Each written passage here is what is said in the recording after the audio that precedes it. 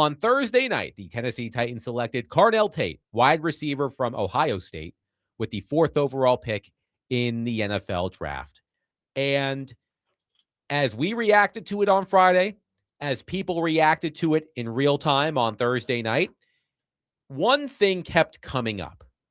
Carnell Tate was not the number 1 receiver on his own team this past season. That would have been Jeremiah Smith. And at this time next year, Jeremiah Smith is projected to be one of the top picks in the 2027 NFL draft. And I've heard the argument.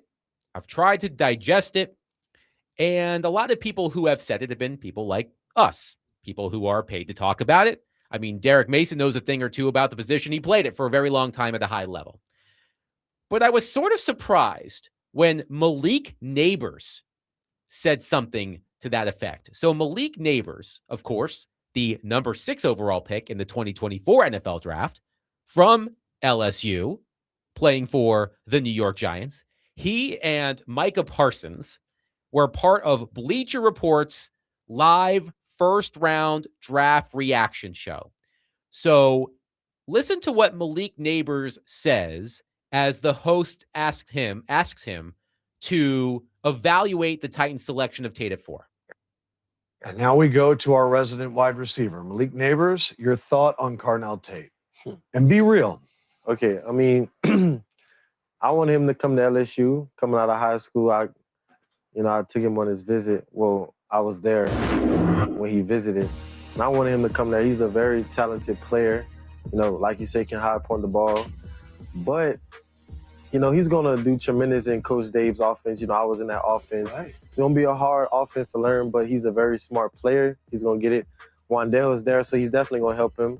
But I don't think that, this is a draft to draft a receiver. I just don't think that high.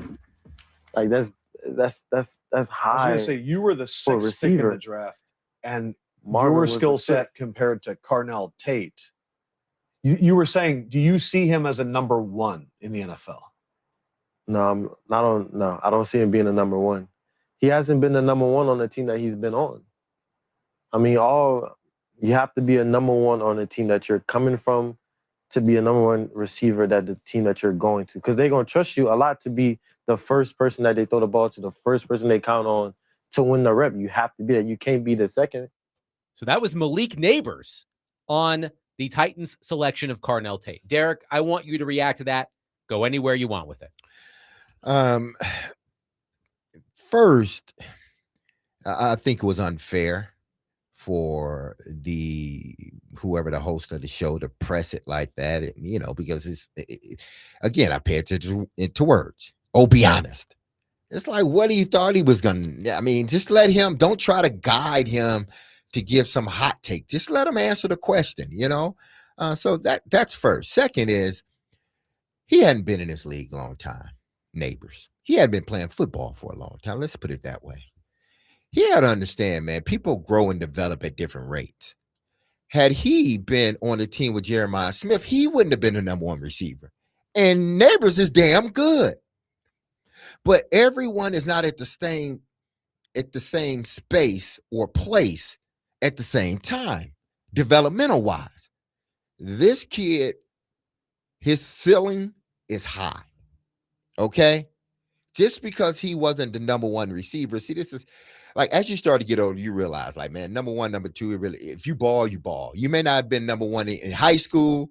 You go to college, you develop, you turn into a number 1. So should I take that same and apply it to kids coming out of high school? Well, if you weren't a number 1 on your team, then you can never be a number 1 in college. Well, no, it does happen, just like it happens in the NFL, where guys go to places and maybe they're not the number 1.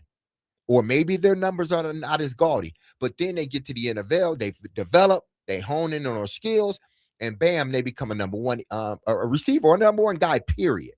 So just because he wasn't the number 1 guy on a team littered with 5-star guys, see, that's what he left out too. Yeah. You got a bunch of 5-star dudes over there. Exactly. He knows what it's like to be on a loaded team. Exactly. So if he was there with Chase and Jefferson, he wouldn't have been the number one. Because to say, I can say that same logic because I don't think Jefferson was the number one on LSU or vice versa. But both of those guys are number one in the NFL. I do have a point to bring up along those lines. In 2021, Ohio State had at receiver Jackson Smith-Njigba, Garrett Wilson, and Chris Olave. All three of them on the same team. Jackson Smith-Njigba led the Buckeyes with 95 receptions, followed by Wilson at 70 and Olave at 65. JSN stayed in school.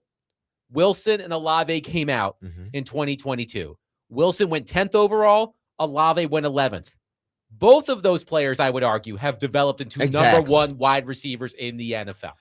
Absolutely. So that's why I'm not going to pick on a young man too much. I just think, he's in a situation where he thinks he has to. That's why you tell a young guy, listen, you control the interview. You control whatever platform somebody wants to bring. You control it, not them. So he was put in a position where he felt he had to say something confrontational or something controversial or provocative. Yeah. He felt he had to say it. When in actuality, you just named out three guys that are now number ones on their respective NFL team. So I'm not going to buy into, especially in a situation like Ohio State, when you have probably the number one player in next year's draft outside of Manning. So you're telling me, Neighbors, you would have been the number one on the team with Smith this season? No, you wouldn't have. Here's something else I thought about right after we cut that clip. Micah Parsons, who was sitting next to Malik Neighbors in this situation, pushed back and mentioned Jackson Smith-Njigba. He said Smith-Njigba wasn't the number one receiver on his team at Ohio State. I'm not sure how accurate that is. But Malik Neighbors, here's a point I do want your opinion on, Derek. So Malik Neighbors said that when Jackson Smith-Njigba came into the NFL, he wasn't immediately Seattle's number one wide receiver. He was behind DK Metcalf. By targets, he was also behind Tyler Lockett that year.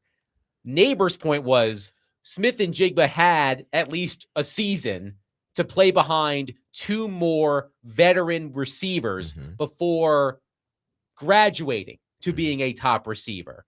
So my question is, do we trust Calvin Ridley to be that receiver for Carnell Tate?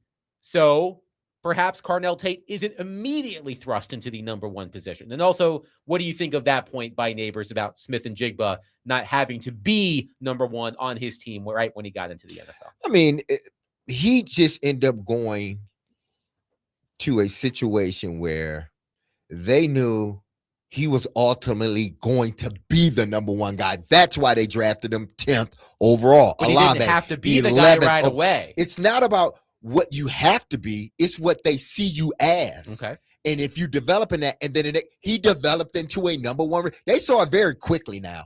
It's not like, oh, he played third. No, they saw it. He held his own.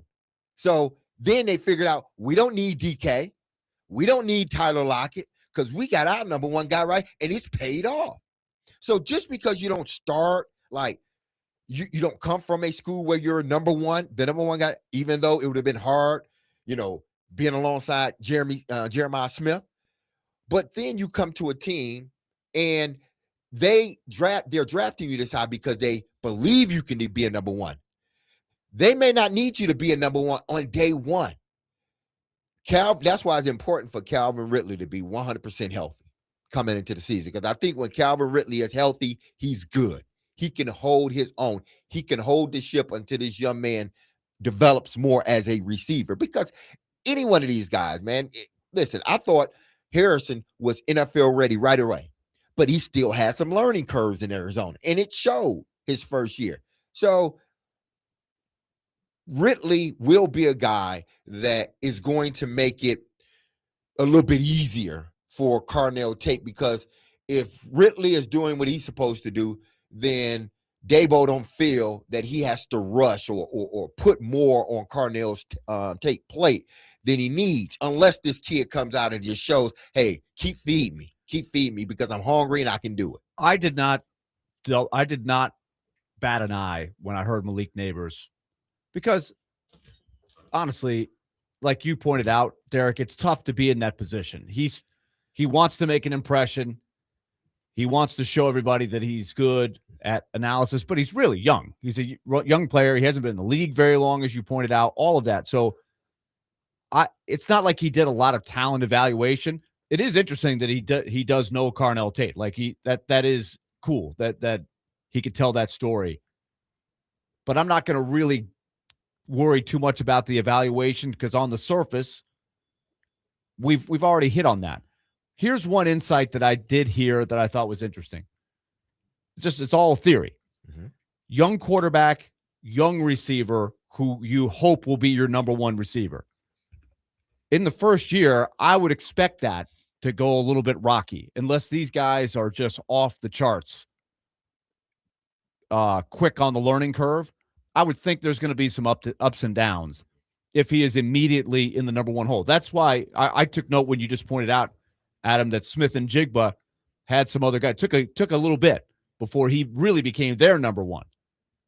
But if you're Smith would have been his quarterback, right, when he first got to the league. Yeah. So you've got a veteran quarterback versus a second-year quarterback in Cam Ward.